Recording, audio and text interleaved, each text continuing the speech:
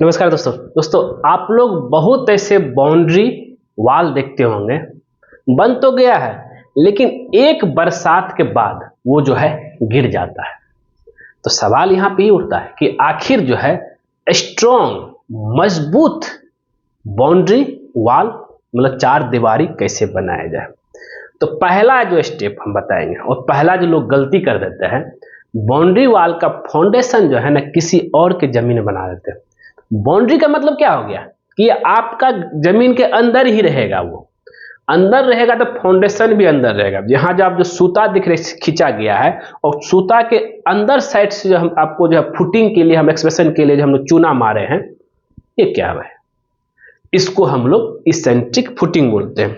यहाँ पे देखिए सबसे मजबूत बाउंड्री ईंट वाला बिल्कुल मत बनेगा, ईंट वाला क्रैक होता है, गिर भी जाता है। बनाइए तो कॉलम और प्लिंथ बीम वाला बनाइए, मजबूत बहुत ज्यादा होगा। चलते हैं। तो मजबूत बाउंड्री बनाना है तो फाउंडेशन का क्या साइज रहेगा, कॉलम क्या साइज रहेगा, बीम क्या साइज रहेगा और वॉल का क्या साइज रहेगा, सब कुछ इस वीडियो के जरिए बताएंगे। तो वीडियो को लास्ट तक देखिएगा, बहुत ही जो है इंपॉर्टेंट वीडियो होने वाला है, जिससे क्या है कि आप जो है वो निश्चिंत रहेंगे कि भाई बाउंड्री बना लिए, गिर गया चाहे क्रैक हो गया, उससे मतलब कि टेंशन से बचने के लिए। ठीक है, तो अब बात कर लेते हैं। तो यहाँ पे जो है आपको फाउंडेशन का जो साइज रहेगा वो रहेगा 3 फीट लंबाई, 3 फीट चौड़ाई और 3 फीट डेप्थ। जो जमीन का जो है वहां का जो कंपैक्टेड सॉइल होगा उसका उस जमीन के लेवल से डेप्थ रहेगा। यहां तक तो ठीक है। और जब हम लोग फाउंडेशन बनाएंगे, जरा ध्यान दीजिएगा, ये हो गया जमीन का फुट एक्सप्रेशन के लिए हम लोग मार्किंग कर दिए। हर 10 आप एक बार लंबाई देख लीजिएगा, उसके हिसाब से 12 से 13 फीट के डिस्टेंस पे कॉलम का सेंटर के डिस्टेंस बता रहा हूं, वहां पे आपको जो है कॉलम का पोजीशन देना है। जितना डिस्टेंस होगा उसको डिवाइड कर दीजिए। तो 13 फीट पे देखिएगा, कोई 13 फीट पे आएगा, 14 फीट पे, तो उस हिसाब से जो है आपको सेंटर लेकर के फाउंडेशन का मार्किंग दे देना। फिर आता है कि भाई अब इसमें डेप्थ हो गया, नीचे भी जो है कम से कम 1 फीट और जो है ईंट जुड़ाई के लिए डेप्थ देना है। समझिएगा जरा सा, प्लिंथ में अभी यहाँ नहीं होगा, नीचे भी 1 फीट और डेप्थ होगा, जिससे क्या है कि भाई नीचे से भी ब्रिक रहे। 3 फीट डेप्थ फाउंडेशन का, 3 फीट बाय 3 फीट, और ब्रिक के लिए भी जो है ब्रिक फाउंडेशन के लिए भी 1 फीट डेप्थ जो रनिंग हो जाएगा वो रहेगा। आगे बढ़ते हैं। तो यहाँ देखिए, फिर उसमें बालू भर करके 3 इंची, फिर हमें जो है 3 इंची का पीसीसी करना, प्लेन सीमेंट करके, फिर सेंटर लाइन निकाल करके हम यहाँ पे फेस ले रहे, याद रहना चाहिए, ध्यान रहना इस चीज को लेकर के जो है। तो ये रहा। फिर उसके बाद जो है फुटिंग का जाली बनाएंगे, फिर कॉलम खड़ा करेंगे। अब फुटिंग का जाली दोनों साइड से 2-2 इंची माइनस कर दीजिए 3 फीट में से, तो वो जाली बना लेंगे। 6-6 इंची पड़ेगा, 10 mm का सरिया। देखिए बाउंड्री में जो 10 mm का ही इस्तेमाल कीजिए, 12 mm का जरूरत नहीं, 10 mm का 6 इंची जाली बना लीजिए। फिर जो कॉलम बनाएंगे, कॉलम के 7 इंची बाय 7 इंची का रिंग का साइज रहेगा, और उसमें जो है 10 mm का 4 पीस सरिया रहेगा, और साथ ही जो है 8 mm का रिंग रहेगा। और एक और चीज, जो कॉलम ढलाई बन के रहे बनेगा वो आपका 9 इंची बाय 9 इंची का रहेगा। आगे जरा देखिएगा।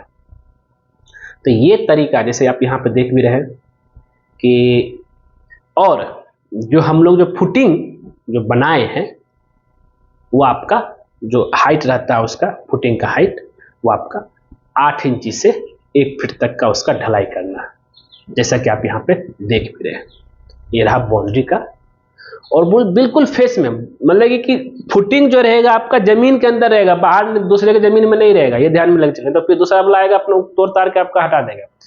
तो कुछ इस तरीके से जो है बनाना है। फिर ब्रिक का भी फाउंडेशन करना, कम से कम 3 लेयर नीचे रहेगा, तब उसके ऊपर हमको जो है फाउंडेशन प्लिंथ बीम देना। अब अगर हम प्लिंथ बीम की बात करें, प्लिंथ बीम का भी साइज 9 इंची बाय 9 इंची रहेगा, जिसमें जो है उसका रिंग का जो साइज रहेगा 7 इंची बाय 7 इंची रहेगा। प्लिंथ बीम ढलाई कर लेना। फिर उसके बाद मतलब कि 3 फीट आपका जमीन के नीचे हो गया, फिर जमीन के लेवल में प्लिंथ बीम हो गया, फिर जमीन के लेवल से 6 फीट हाइट आपका जो रहा बाउंड्री का हाइट हो गया।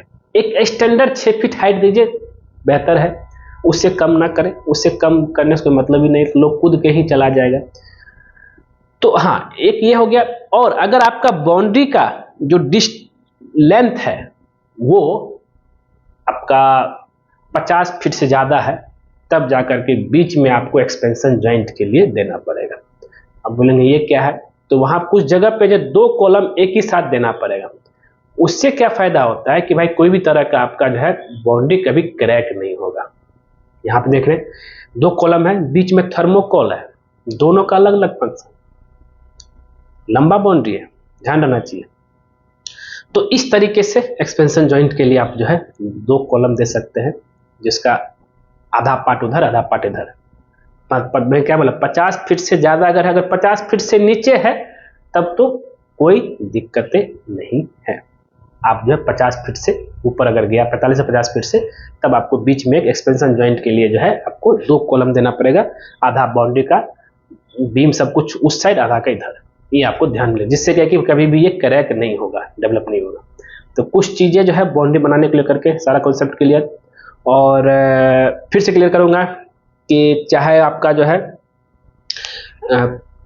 फुटिंग का जाली हो, चाहे आपका जो है कॉलम हो, चाहे आपका जो है प्लिंथ बीम हो, सब में जो है 10 mm का ही सरिया इस्तेमाल करना है, और रिंग में जो है 8 mm का सरिया इस्तेमाल करना है, और 9 इंची बाय 9 इंची का कॉलम का साइज और प्लिंथ बीम का साइज देना है। और साथ ही जो है ब्रिक का भी जो है थिकनेस जो रहेगा वो 9 इंच, वाल का जो थिकनेस रहेगा वो भी आपका 9 इंची रहेगा, उससे कम बिल्कुल मत कीजिएगा। अगर मजबूत आपको बाउंड्री बनाना है तो आपका ठेकेदार जो है किस हिसाब से बाउंड्री बनाया, आप हमें कमेंट करके जरूर बताइएगा।